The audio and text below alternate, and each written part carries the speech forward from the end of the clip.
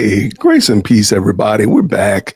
We're up in the building. Shout out to you all. Thank you so much for jumping into the best live chat on the internet. Make sure you hit that like button on the way in and say what's up to the people. What are we talking about on this lovely Friday? We're going to be talking about DIE.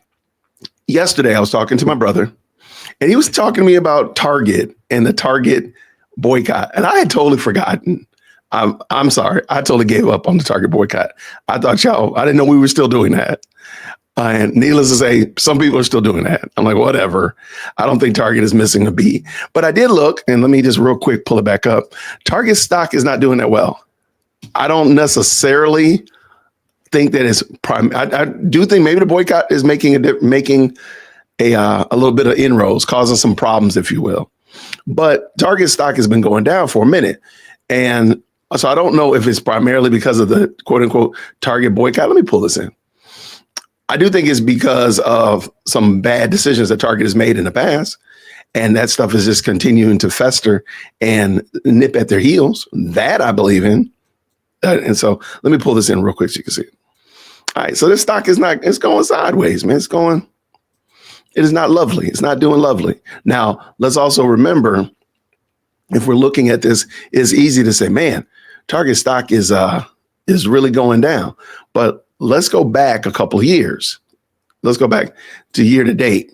It's been going down for a while. And if you go back 5 years, it ballooned in 2021. It started in 2020. It ballooned, probably inflated to $261 a share. That was pretty high. And why was it like that? Because of the pandemic and people having money sitting on their houses doing nothing, buying and shopping online. I'm sure we'll see the exact same thing, a very similar thing with Amazon and Walmart and other places. But of course, now that we're out of the pandemic, people are going back to work and such like that. And now we do have we're definitely an inflationary economy. We got tariffs left and right and center. We got a little bit of unrest. So sure, stock has gone down. I don't think it's because of the Target boycott. So Jamal Bryant, kick rocks. So I started looking and I said, man, I didn't realize people even still talking about DIE.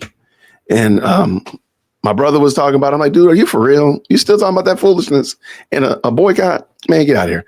So I went down a rabbit trail and ran across a fantastic video by Vincent Ellison, and I wanted to bring it up and talk about it. I'm not going to talk a lot because he's cooking, so I don't need to interrupt this chef as he's bringing the noise. So I'm gonna bring it in. I might say one or two things, but not much. Grace and peace. Thank you so much. Well, I'm here, and I was around your beautiful city today, and I walked around it, and it's just beautiful. And I think I brought the heat with me. It's beautiful here. You know, our 16th president, Abraham Lincoln, he was a country lawyer. He's talking to the jury, and he asked him a question. He said, if you had a dog and you counted his tail as a leg, how many legs would the dog have? I like that question, and that's a great question. If you had a dog and you counted his leg as a tail, how many legs does the dog have? I think that's a fantastic question. In the chat, what's going on, Marshall? Good morning. How many legs does the dog have?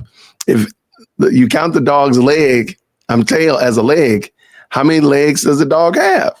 I think that's a fantastic question. It's not even a trick question. How many legs does the dog have? Put in the chat. It's got 4 legs. Shout out. I just thought that was great. Let's bring this in. Let's bring it back in. Let's go. The jury said 5. He said no. Still be 4. Because the tail is still a tail. Because you call it a leg, doesn't make it a leg. It is still a tail. This is kind of what we're talking about here tonight. Just because you call something doesn't mean that that's what it is. We've gone into a level of abject insanity here in America, and it's got to be dealt with. Man, I was walking through the city today, just enjoying the weather and enjoying the people, and I saw this mural on the side of the parking garage. It caught my attention. And it said, weaponize your privilege to save black bodies. And then it got a black man on it, looked like he dead. And I was seeing some of the students, and I was saying, hey, what is that about? And a lot of them didn't know. And then one young lady said, I think it came from the Black Lives Matter protests and things that were going on here. And I said, weaponize your privilege. So who are they talking to? And she said, well, I think they're talking to white people. And I said, they're saying they have some type of privilege over me to save black bodies? I mean, what are they saying? And it dawned on me. I said, the left has a God complex. Black people think that they're inferior, and white liberals think that they're God. And black people are praying to white liberals to save their lives. Weaponize your privilege to save black bodies. It reminds me of an outtake from The Godfather. Wish he left it in the movie, Francis Ford Coppola. But it's an outtake. Vito Corleone is going to see his concierge, Jinko. He's dying. And he brings all of his sons. Jinko's not going to make it through the night. And Jinko's afraid. He's scared to death. He's lying there, and he sees Vito come in with his sons. And he says, Godfather, save me from death. When death comes in the room, make some deals. He's seen Vito do all these great things his whole life, right? And he thought the Vito was like supernatural. He said, make a deal with death. Pull some strings, make death go away. And Vito looked at his old friend, seeing how afraid he was, and he looked at him and said, Jinko, I have no such power. Do not fear death. And Jinko said, well, then just stay with me. The left would tell the black community that we have that power. See, Vito told Jinko the truth. I have no such power. But when the black community goes to the left and they ask them, can you feed me? Can you clothe me? Can you educate my children? Can you make me like you? Can you make me equal to you? They say, yes, we can do it if you just give us your soul. And for 50, 60 years, we've fallen for that lie. And we're at the bottom of every socioeconomic statistic in the United States of America. Look at where they rule. Everywhere they rule. Detroit, Chicago, New York, Philadelphia, Memphis, everywhere they rule. Murder, mayhem, death, destruction, worse schools. They control every whorehouse, every crack house, every failing school. Haven't you done enough to my people? Haven't you killed enough of them? Haven't you put enough of them in prison, destroyed enough of their families? I hold you in utter contempt. And then you have the nerve to say you want to expand it. You have no shame. Great movie, Cool Hand Luke. When the woman told Luke he was doing these things to him for his own good. What did Luke tell him? I wish you stop being so good to me, boss. Well, I think that's about what the black community is getting ready to tell the left. I wish y'all stop being so good to us. We want to talk about diversity, equity, and inclusion tonight, right? We're dealing with people, y'all,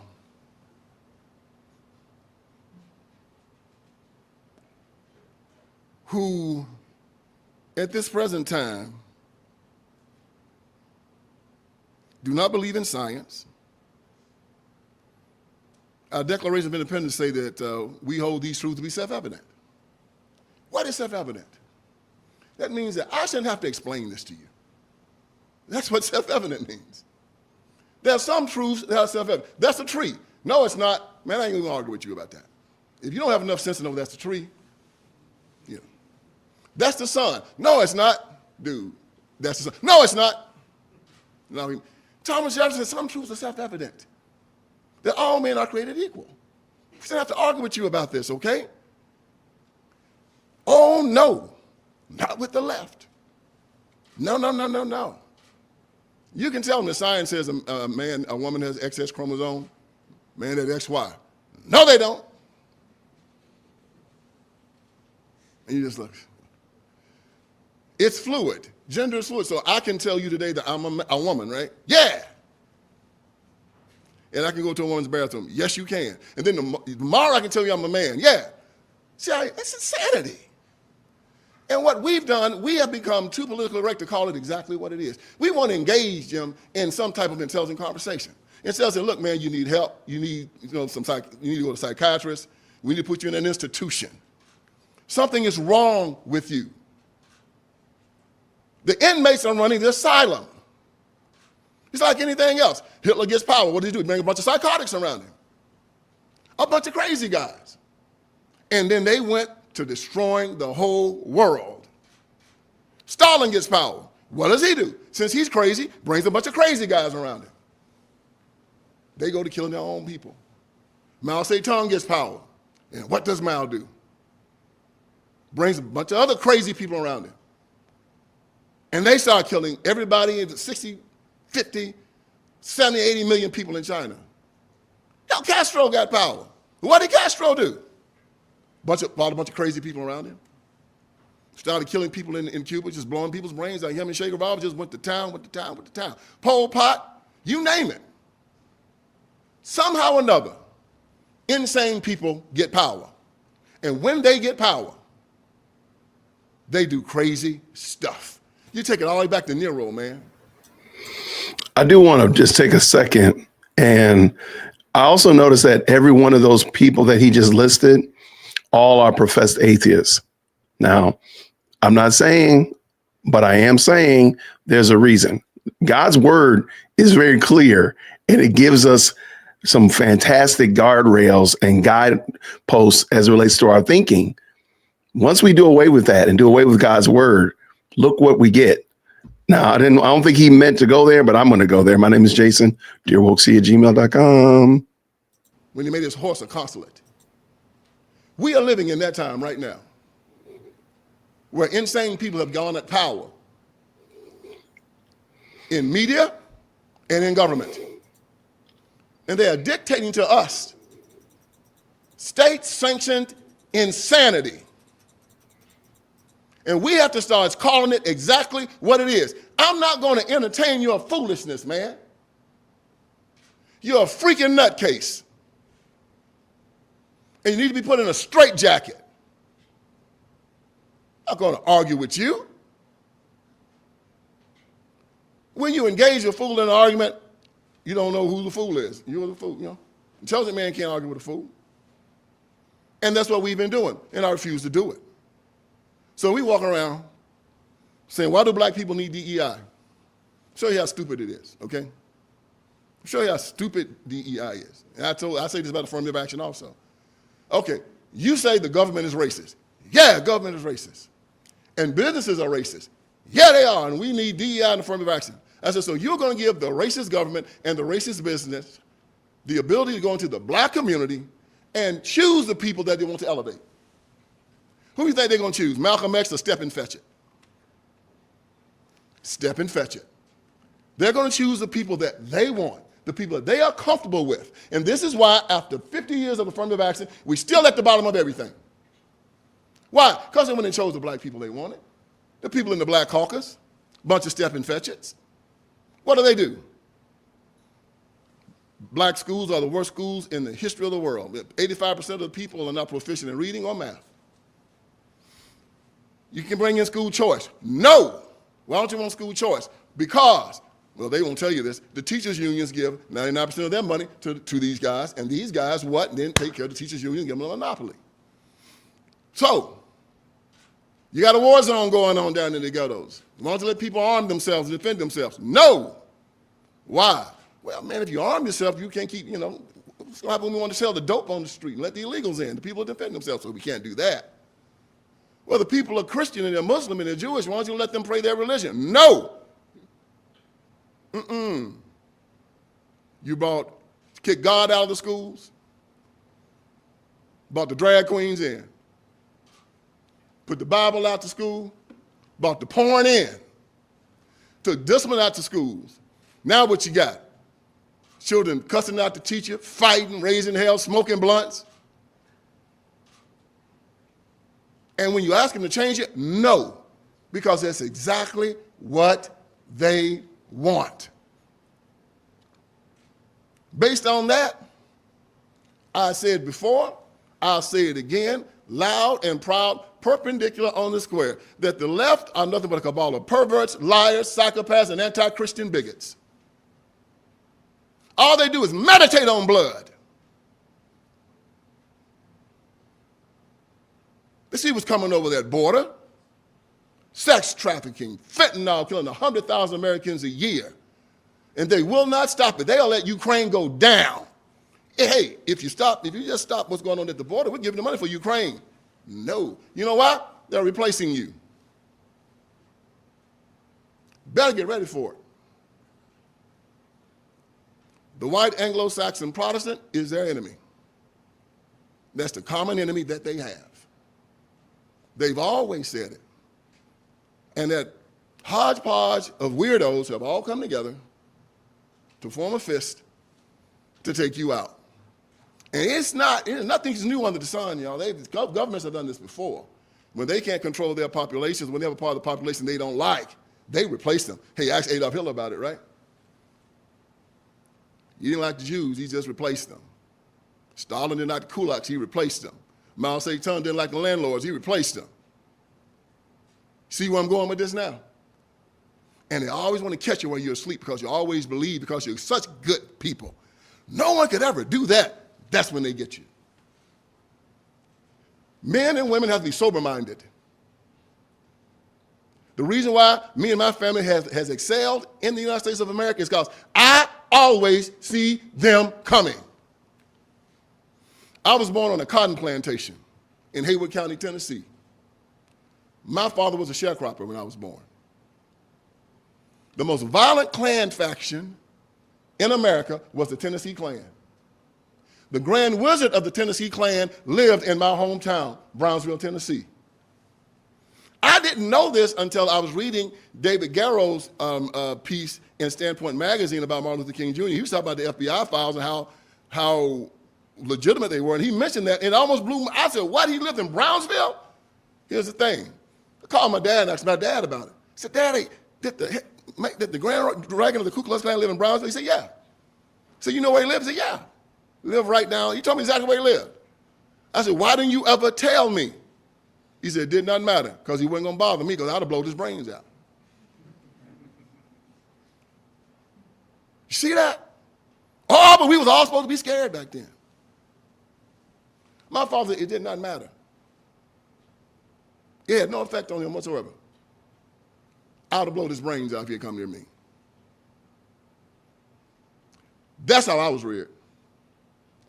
Always see them coming. And I'm using that to tell you right now, I have seen these people destroy a generation, 2 generations of black Americans.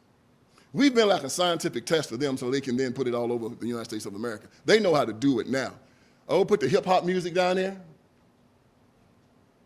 N-word, B-word, W-word. Yeah.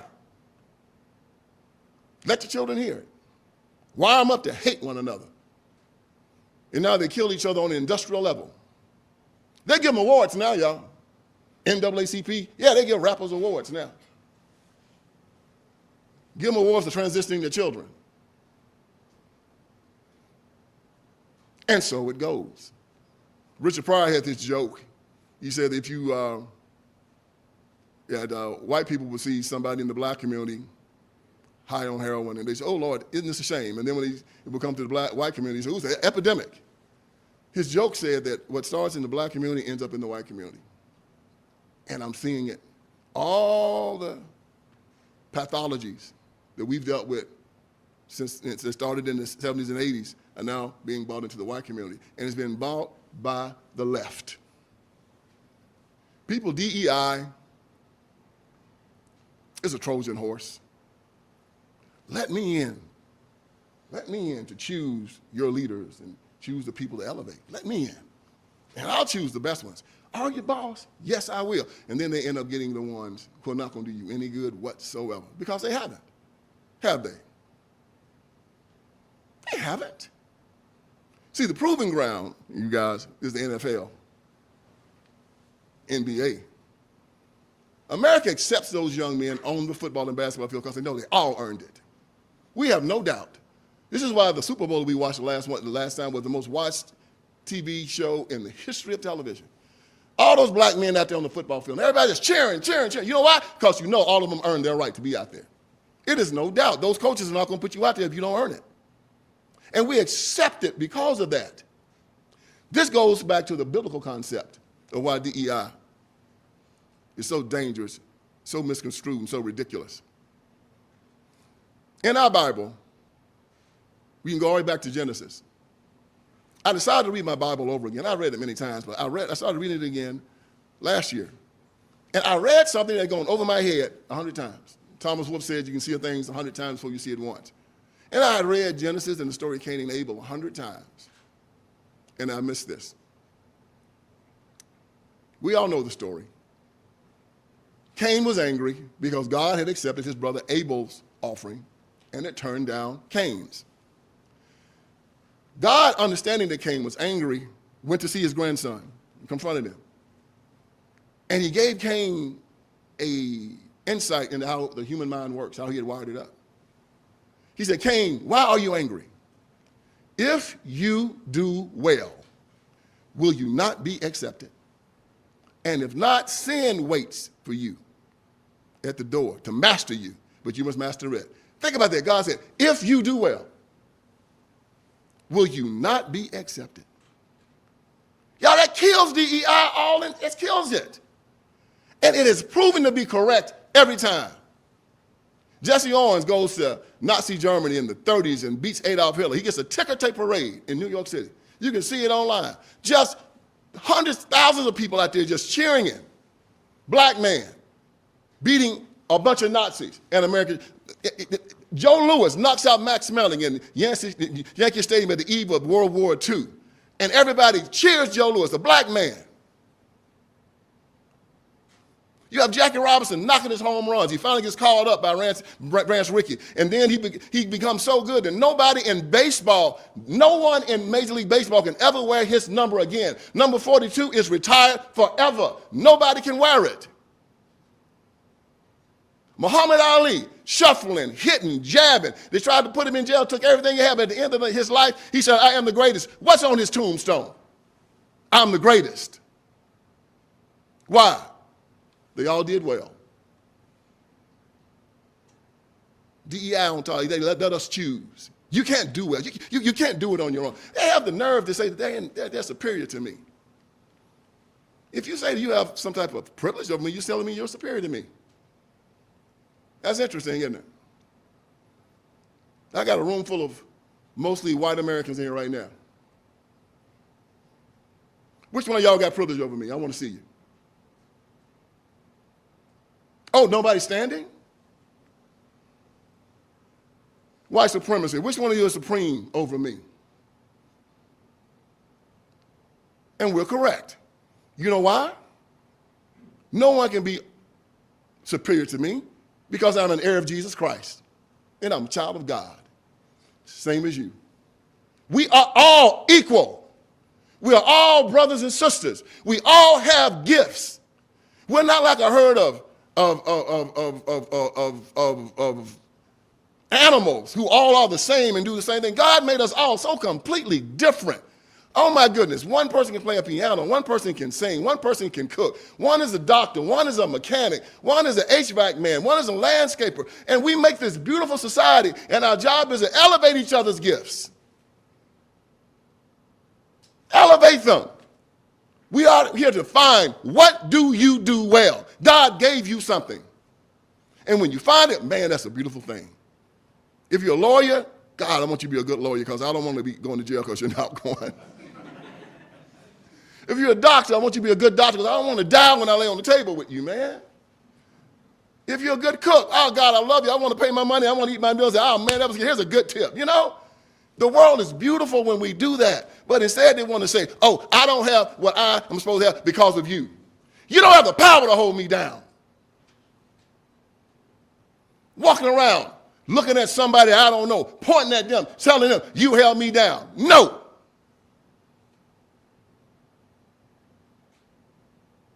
And to every American, let me tell you this. I'll give you permission to say this to anybody. If somebody comes up to you and tells you that you are responsible for where they are in their life, you tell them this.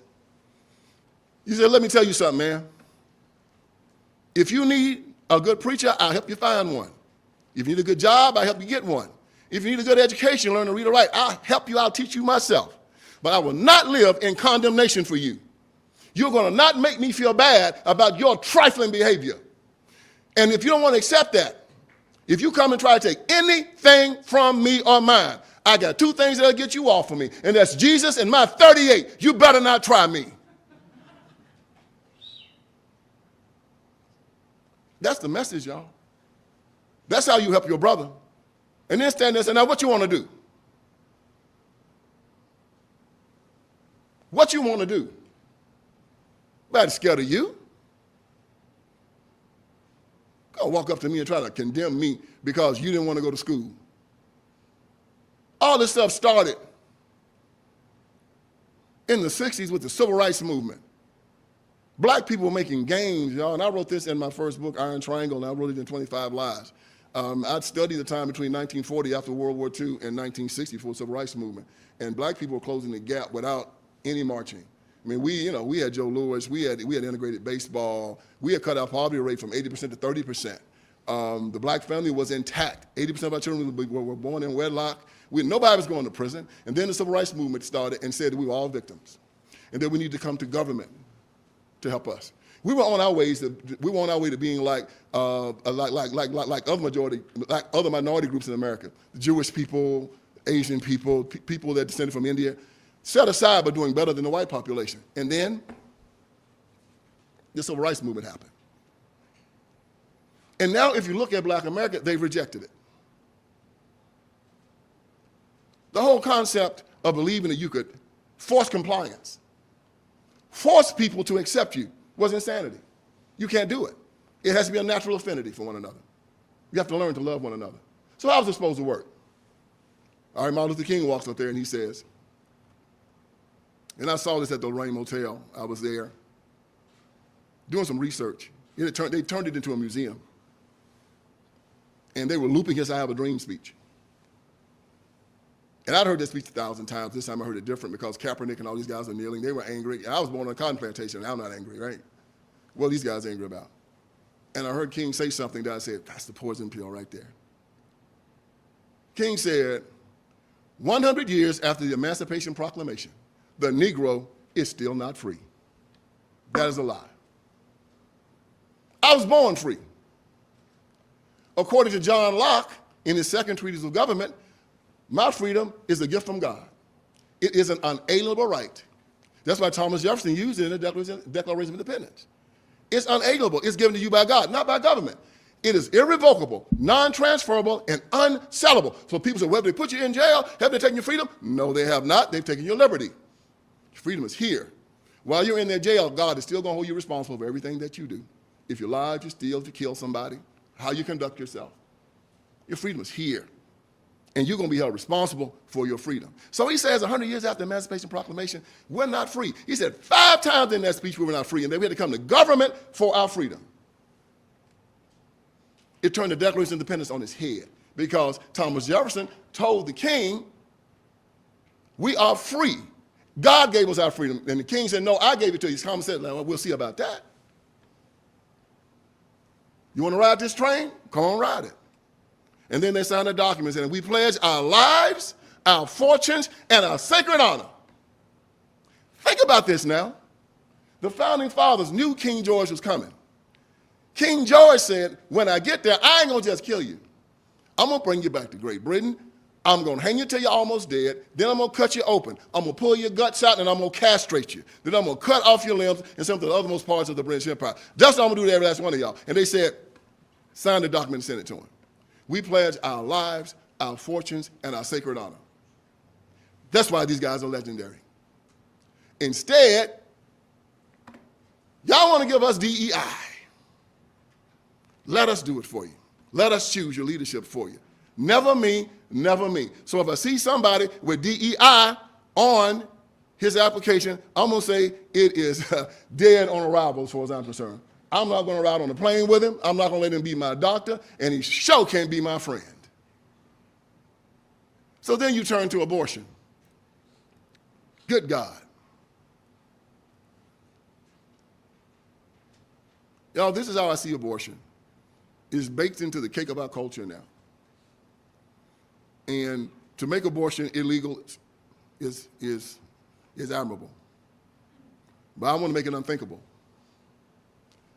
And we do that, we'll have to make it illegal. My great-grandmother had 14 children, my grandmother had 16, and my mother had 7. And then Margaret Sanger decided that black people are human weeds. That's what she called us. And she started this little side project called the Negro Project, designed to exterminate the black community.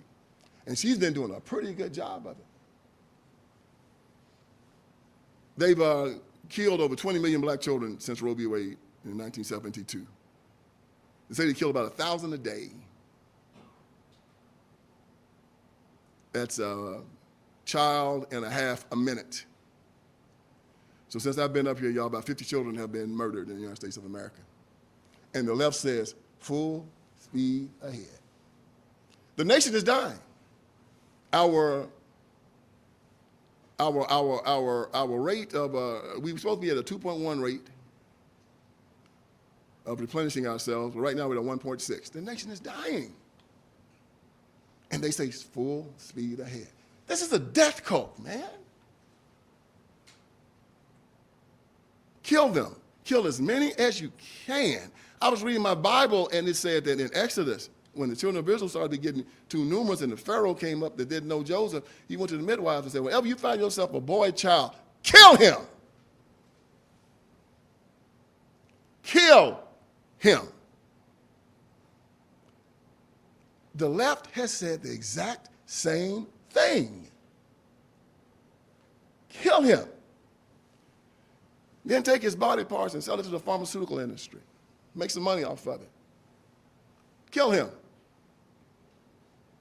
Reminds me of Dred Scott. And the Supreme Court said that Dred Scott had no rights that a white man needed to adhere to. He's nothing more than a chicken or a cow. Just because you said a dog's tail is a leg don't make it a leg, does it? The Supreme Court said that we were not human beings. Did that make us not human beings?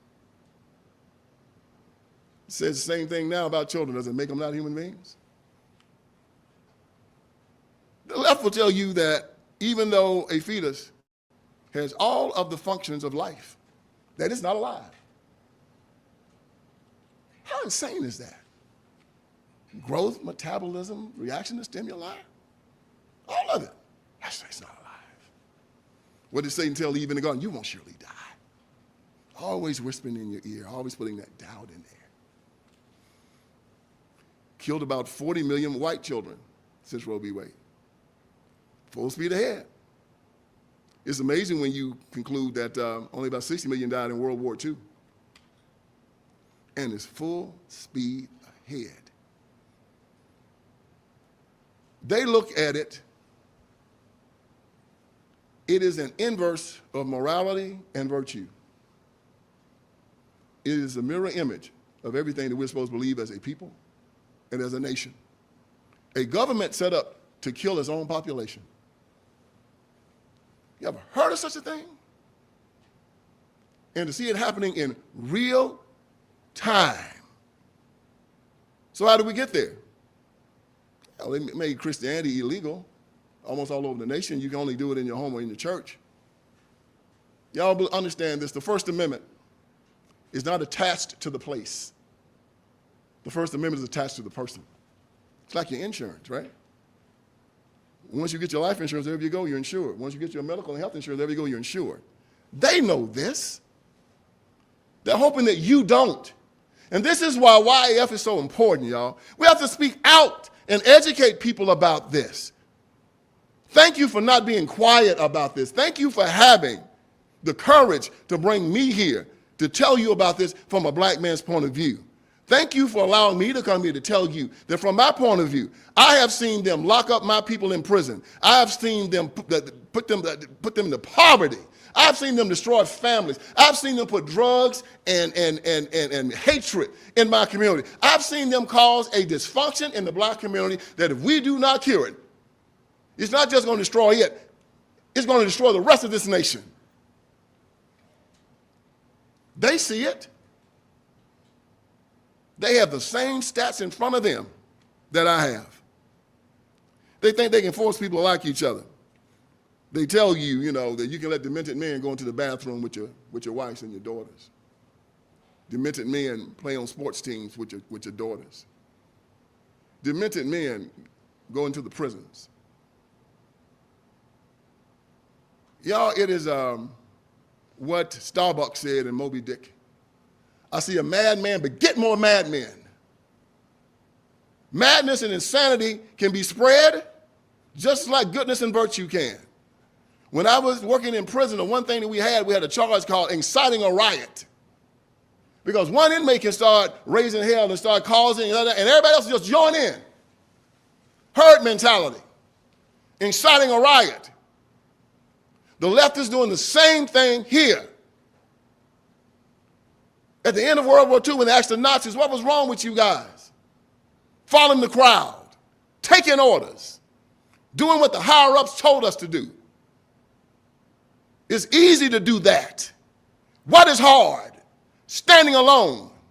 James A. Garfield said that a brave man looks the devil in the eye and he calls him a devil. I look them straight in the eye and I call them evil. Either evil or insane. We must stand up to them. So whenever you look into the black community and they try to deflect and they try to say there's somebody else besides them that's causing all of this damage, you say, no, it was you. It was you. It was you that put my child in prison.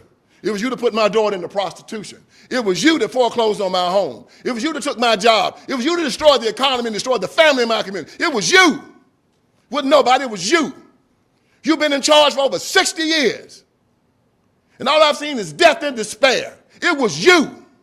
And I'm tired of you.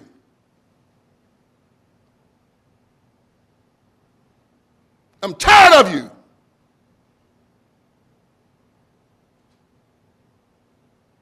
I've seen too much death. I've seen too much dysfunction. So as I've said before, and I say again, I have fought these people most of my adult life. I fought them in the prisons. I fought them on the streets. I have fought them in the halls of power. I will fight them till hell freezes over, and when hell freezes over, I'll fight them on ice. Thank you for inviting me tonight. I've had a great time. Thank you all. Thank you.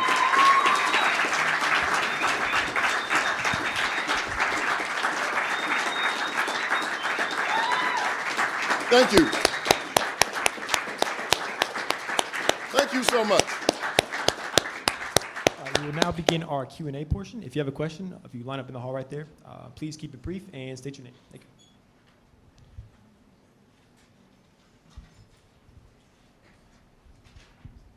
Hi. Okay.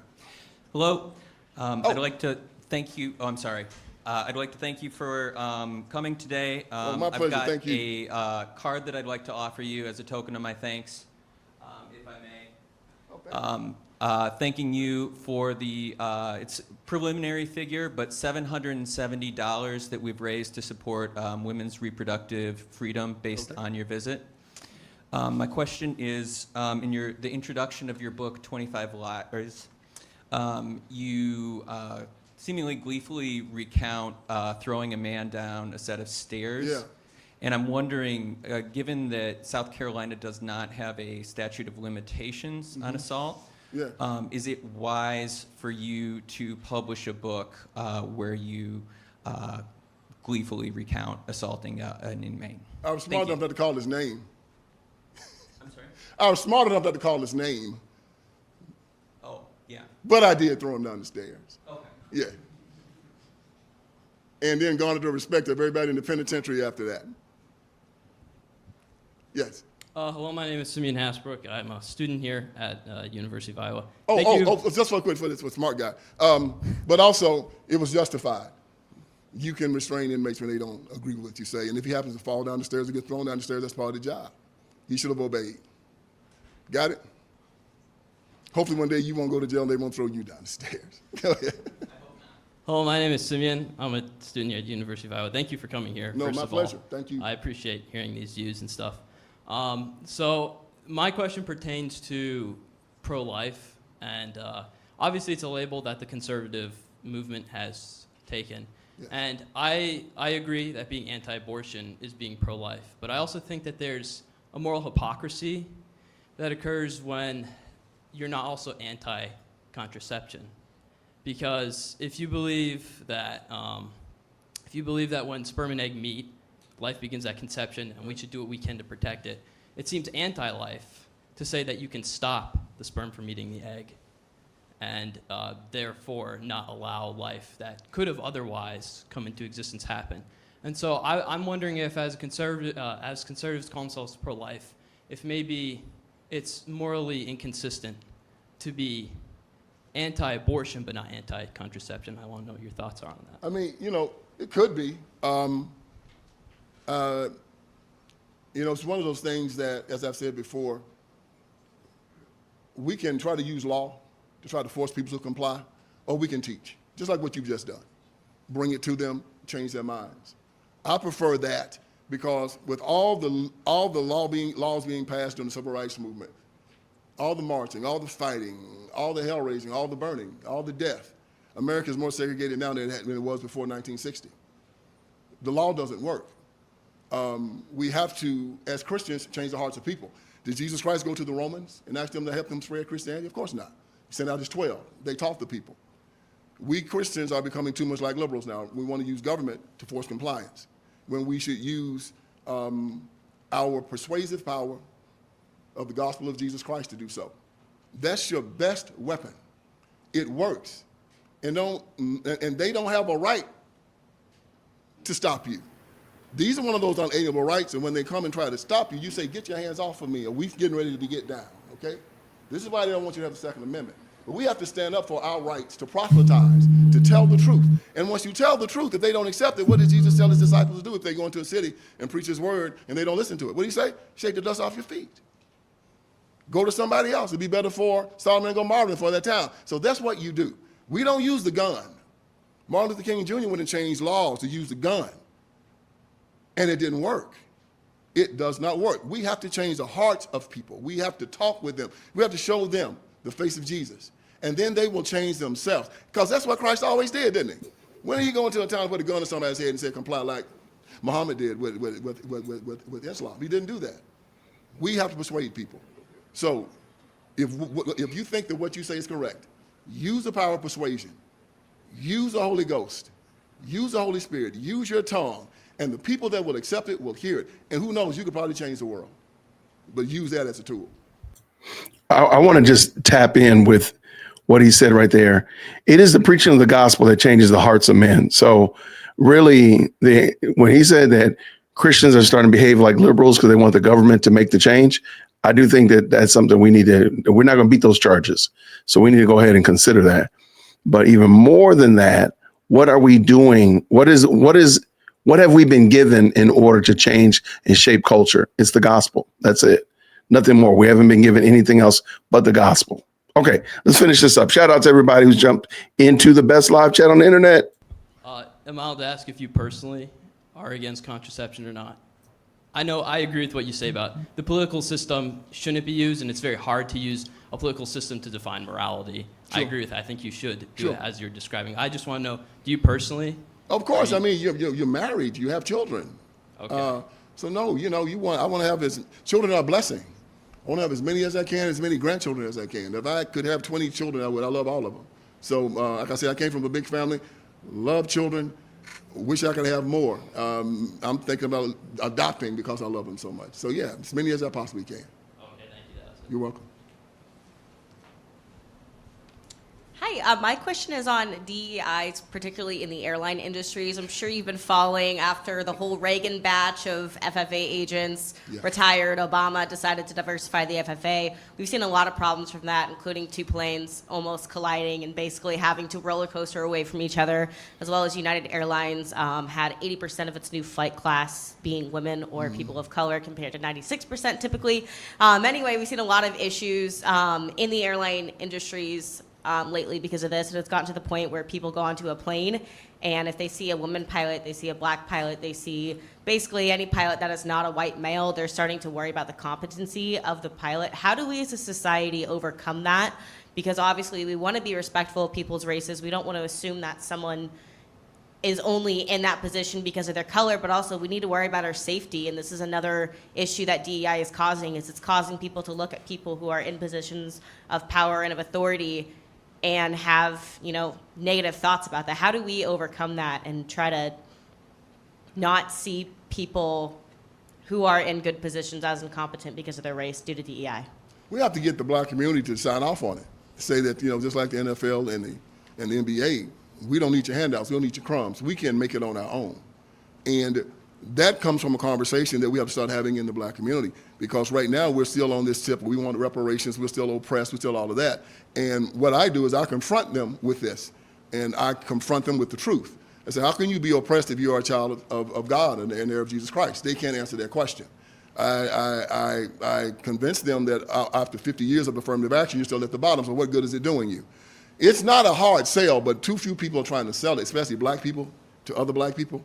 So it's a sale that we're gonna have to make, but it's also us looking at companies that allow it and not buy from them, politicians that support it and not vote for them. I think that right now, as you know, there's a pushback on it because people are getting so angry about DEI. A lot of Fortune 500 companies are starting to just say, we're done with it, we're tired of it, we're not going to use it, because they see it is condescending and it does not work. Again, I can look a black brother in the eye and tell him, so you're still begging for the crumbs to fall from the white man's table, huh? And he has to respond to me. And he knows that he has to respond to me like a man, but he can't because that's what he's doing. And I tell him, you're still a beggar. I mean, ante up, be a man. I respect the thief more than I respect the beggar. Stand up, take what you want instead of begging for it. Because right now, as Frederick Douglass said after he whooped his slave master and left, he said that a man without power, that human dignity is constructed where a man, they cannot respect a helpless man. He can be pitied for a while, but only until strength rises up in him. And right now, the pity is gone. Black people in America are going to have to start competing. And when they compete, they do well. What did our Bible say? If you do well, will you not be accepted? Go out and compete. And this whole ideology of when Martin Luther King Jr. said, I have a dream that one day I will not be judged by the color of my skin, but by the content of my character. Here's the thing. You will be judged by the content of your character. It is unavoidable. To think that the color of your skin is going to be the thing that's going to judge you in America, that is a lie. It will be your character. Even if somebody calls you the N-word, how you respond to that is going to determine how that relationship goes. Not being judged by the color of my skin. What's wrong with the color of my skin? Judge me by it. Underestimate me at your peril. Judge me by it. Vincent Ellison is black, and what? You're going to think I'm going to be walking around America looking at some white racist and, excuse me, boss, don't judge me by the color of my skin. Never me. It was condescending. It was disrespectful. It set us back 100 years. Made us believe that something was wrong with the color of our skin, and we had to apologize for it or dream for a day that we won't be judged by it. And then when you deal with the Christian concept from Jesus Christ, who says specifically, you are not to be concerned about how man views you. You're supposed to be concerned about how I view you and how you view yourself. The biggest trick they ever played on us, well, not that they saw that we were inferior, is that they made us believe that we were inferior. And who taught us that? It was our own people that taught us that. Who made you hate yourself from the top of your head to the bottom of your feet? That's what Malcolm X asked. It was the people on the left marching, begging, getting slapped around. Don't care how you feel about me. If you don't like me, that's your problem. You put your hands on me, you have another one.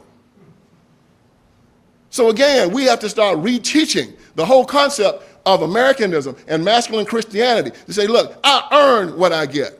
If I find out that you've given it to me, I don't want it. I'm a man, I earn it. Instead, they started the welfare state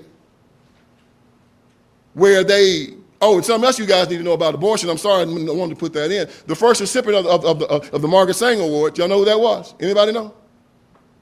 Martin Luther King Jr., 1966. Yeah. for helping us set up abortion clinics. Yeah, the black preacher was part of the Negro Project. That's what my book Iron Triangle talked about. The black preacher, the black politician, the black civil rights organizer, they are conduits between white liberals and poor black people, and they keep them under control. So that's the thing. They have to keep black people believing that they're inferior, that they need them to make it in America, and as long as they keep them there, they will keep them completely under control. So the counter to that is teaching them their Christian faith again, and teaching them that you're more than a conqueror, that you're an heir of Jesus Christ, you're a child of God. No one is superior to you. Nothing can beat you. You will go through a brick wall if you need to. You cannot be stopped. And when they hear that message, I gave the sermon last Sunday before this last, at World Overcomers Church in Memphis, Tennessee. 12,500 member church. One of the biggest black congregations in America.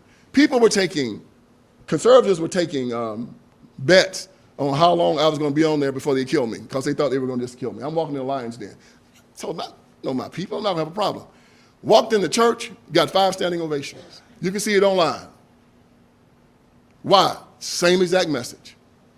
You're an heir of Jesus Christ, you're a child of God. You're not inferior to anyone. If someone even acts like they're superior to you, you're supposed to say, show me how superior you are. Try me. That's the message. That's what we tell them. You have to say it. I have to say it. When they tell you that they're inferior or they need DEI, you ask the question, hey, man, are you a child of God? You're a Christian? Yes, I am. Then why are you begging for my help? And that's how you change them. So whenever they come up to you again, you ask them that, okay? Christian, Muslim, Jew, ask them the same question. Is God your father? Yes, then you don't need my help. Thank you. Thank you for coming and having a conversation with us today. It's my pleasure. Thank you. My question is, what are your thoughts on reparations? Oh, man, it's Lucy moving the football on Charlie Brown. You're never going to get it. You know that song by En Vogue, you're never going to get it? Ever. It's putting the carrot in front of the horse to keep him moving, and he's never going to catch it. Look. All right, I'm going to tell you, I'm going to give y'all something okay, I have a podcast, the Vincent Ellison Show. Y'all should watch it. I did a podcast on reparations and on slavery being a choice. And I tell them that I believe slavery was a choice because in 1776, when we started the American Revolution, George Washington and the British gave black slaves, said, you can have your freedom if you come fight. British said, we'll give it to you. Americans said, we'll give it to you. Some decided to fight. Some decided to stay on the plantation. Choice. War of 1812, same thing. You come fight, you get your freedom. Some came and fought. Some chose to stay on the plantation. Another choice. Mexican War, same choice. Come fight, get your freedom, or you can stay on the plantation. Chose to stay on the plantation. Civil War, same choice. Abraham Lincoln issues the Emancipation Proclamation, 1863. Told the black people down south, you're free, come fight for your freedom. 1% joined the Union Army. Rest stayed on the plantation, spit cotton, even though all of the men were going to fight for the Confederacy. Instead, they picked cotton to sustain the Confederacy, build the ramparts for the defense of the Confederate Army, and dug the ditches to try to help them defeat the Union Army. Another choice. After the Civil War, and this is where I get to your reparations, Homestead Act comes out, 1866. Says that you can have forget 40 acres in a mule, you can have 150 acres. It was first passed in 1863, but and only white men could use it. But in 1866, they applied it to free black men also. And then you would have 150 acres of land. If you only will go out and work it for 5 years, you have it forever. You could use the land as collateral for your mule and for your house. Less than 5,000 took them up on it, and they were called the exodusters. Then they did the Southern Homestead Act with the same thing. 150 acres of land if you'll just work it. Less than 5,000 took them up. They turned down the reparations. Turned them down. And here's the coup de grace. If you want your reparations, go to Gettysburg, where there are Union dead laying there dead. Go to Antietam, where they said it was raining lead while those young men were fighting to free the slaves. Go to Shiloh. Yeah, go to Vicksburg. Those are your real reparations. 600,000 Union dead to free you from slavery, while most of you decided to pick cotton to help the people that had you enslaved. So you just had an education And when they come and ask you about reparations, that's what you tell them, all right? Point them out to Vicksburg. Point them out to Antietam. Tell them to go somewhere around where there are young men who died young and never had children and never had families, whose descendants were erased to give them their freedom. That's your reparations. And then you turn them down after the Civil War. And then these liberals are making fools out of these people by telling them, we're going to give you a check. One guy said it'll cost $23 trillion. America's only worth $23 trillion. You don't get, we're supposed to give the black people, the whole nation, everything. Google, X, Alphabet. It's ridiculous. And the fact that these people will listen to it and think that it is plausible shows you it's something wrong with them. It will never, ever, ever, ever happen. When Jesus come back, they can ask him for the reparations. I'm sure he'll have enough to give it to them. So, thanks for the question. Hi there. This has been an interesting perspective, and you mentioned briefly your perspective on your views on the anti-abortion or Yes. pro-life. And I was just curious on what your opinion is on when women or sometimes young children, because periods can start and you can get pregnant at sometimes as early as 9, 10, 11, 12 years of age, get raped and get pregnant, and how what you feel about that in terms of abortion. And Yeah, rape. that's an extreme. And what I do is I always tell people I can never hold a person responsible for something that they didn't have any part in, of being a victim of something. I will say this. I don't think that if a rapist doesn't get the death penalty, the child shouldn't get the death penalty. I would hope that whenever a mother would feel the child inside of her, that she would have the child. I can't control that, though. I can understand why she wouldn't want to. I can understand why people would pass laws saying that in cases of rape and incest, things like that, or the life of the mother, that those should be exceptions. As I said before, though, I'm not one of these people that march and want to change laws. I want to change the hearts of people. Because as you know, and this is not to excuse rape at all, y'all, so don't try to say Vincent Ellison is for rape, all right? With my people, you can go through the different shades of their color and understand that rape was a thing on the plantations of the Civil War, before the Civil War. And if they were aborting their children back then, I probably wouldn't be here. And a lot of us wouldn't. That's just the fact of the game. So we don't understand God's plans. We just do not. Sometimes the worst things that happen to you can start a series of great events in your life, sometimes from a rape. I was talking to this young lady the other day. She works for Blexit. I won't call her name because I don't have permission to. And when we were talking, we started talking about abortion. And she said that I am a survivor of an abortion. And my heart just said, Lord have mercy. She was just as beautiful and just as sweet. And she said she survived an abortion. And I've met people that have survived abortions. And it's amazing to understand that this person could have been gone. Just like that.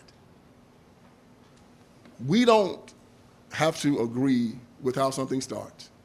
That's not what's important. It's how it ends. That's the thing that's most important. And we, as human beings, cannot see the ending of all things. We're trying to put ourselves in the place of God. And we do not know that we might have aborted a child that could have cured cancer, could have cured blindness, could have cured paralysis. By us putting ourselves in God's place, we're destroying ourselves. I would hope to change the hearts of people, as so many of the black women who were raped back in the day on the slave plantation said, I'm going to have my child. Alex Haley, if any of y'all saw Roots, you remember his mother, Chicken George's mother was raped by the guy that owned the plantation. She had a baby. And because she had a baby, Alex Haley was here. And Alex Haley was light-skinned and So it's not to justify rape. I'm saying that we just cannot see the end of things. You can look at your Bible and see how things started out terribly, but they ended up well. How Joseph ended up being thrown in a pit by his brothers and lied to his father and put in prison. But it led to Israel coming about. We saw how something as terrible as the Holocaust ended up with forming Israel, the nation of Israel. We cannot see all things. We try to put ourselves in God's place, and we're not God. Thank you, dear. All right, this will be the last question of the night. Hi, my name's Ryan. I'd like to say Ryan. thank you for coming here tonight. My pleasure, thank you. My question for you is, so the Iowa Board of Regents has recently put 10 recommendations in place to limit the DEI in our school. What are some suggestions you have to reduce and or completely eliminate DEI initiatives in this university?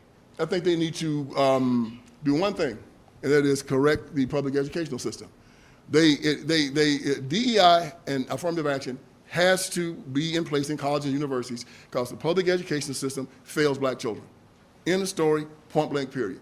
They need to go back to the source of it. When you come out of college not being able to read or do math or do science, and you want to go to college, and then the colleges say, we want a diverse student body. And I can understand you wanting that. I really can. But then they say, but good God, the guy can't read.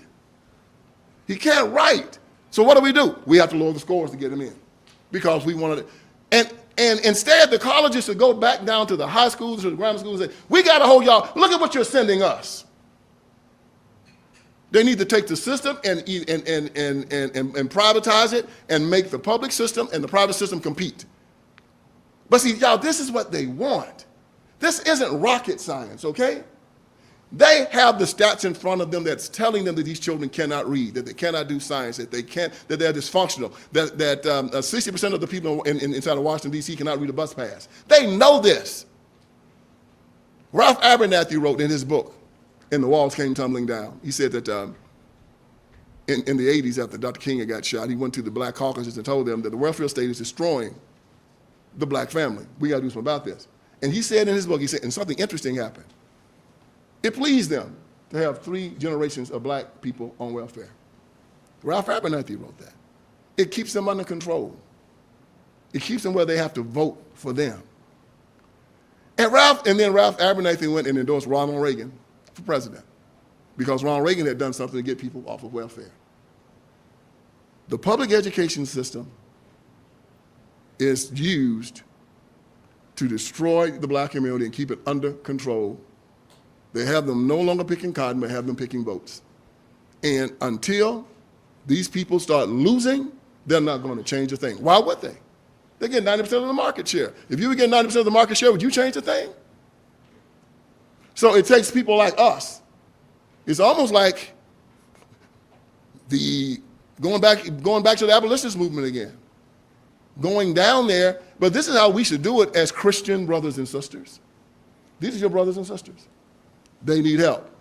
And even if we're doing well, we need to say, yeah, but down there, those ghettos, those schools are terrible. We're going to help get school choice started and get those children out of those failing schools. And if you do that, just like the basketball court, just like the football field, do you need DEI affirmative action for that? Of course not. Matter of fact, the white boys need affirmative action and DEI when it comes down to that. But here's the cool thing. Y'all ain't complaining. You know why? Because you know you got beat straight up. He's better than me.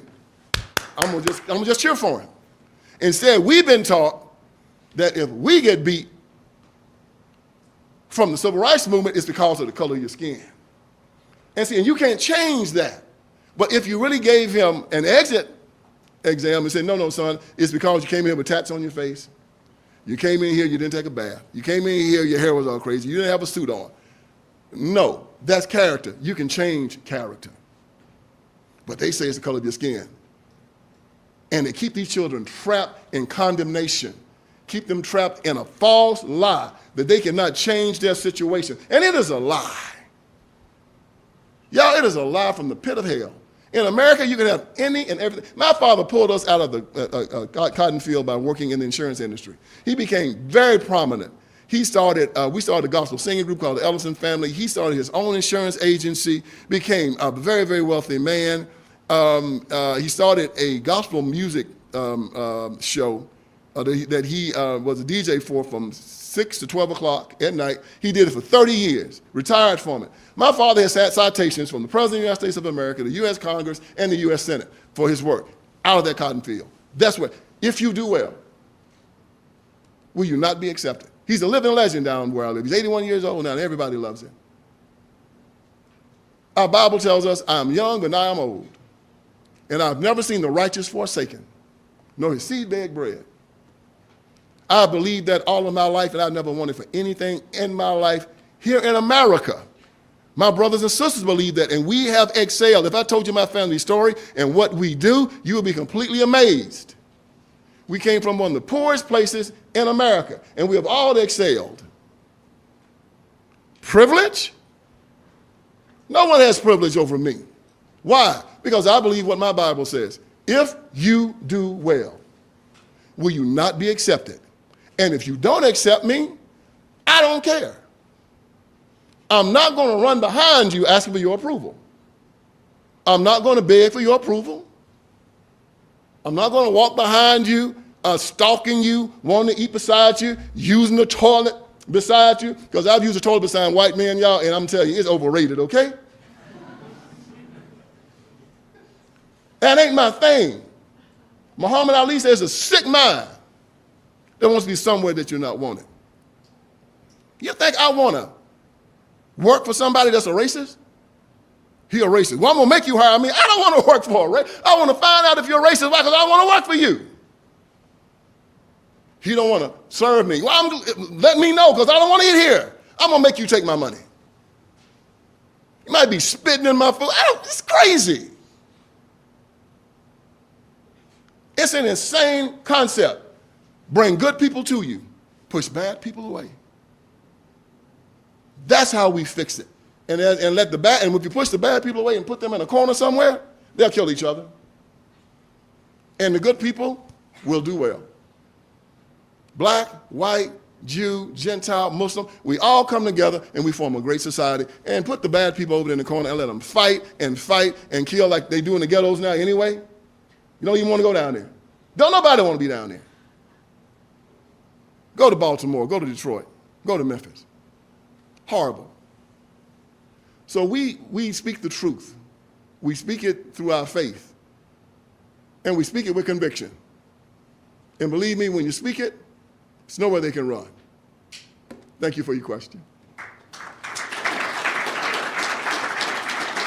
Is that it? Thank you so much, y'all. I had a ball. All right. Shout out to Vincent Ellison. Shout out to him for that. And I just wanted to rock that with y'all and let y'all give it a chance to check it out. Let me know what you think about it. Of course, all that kind of good jazz like that. I want to say thank you so much for watching. I got a couple of videos about Candace Owens as well as Umar and some other things popping up the rest of the day. So come check them out. Let me know what you think about it. If you didn't already leave it, go ahead and hit the like button, leave a comment. Let me know what you thought about Ellison's lecture. Did you like it? Did you disagree? What areas? I see some commentary right here. What areas did you feel like he should have been a little bit more fine-tuned in? How would you have addressed some of these questions? The guy just hit the door, so let me go ahead and go. Until next time, everybody, grace and peace. Thank you so much for tuning in to another episode of the JWhit Podcast. If you enjoyed today's show, please do me a favor and hit me up with that 3-piece special.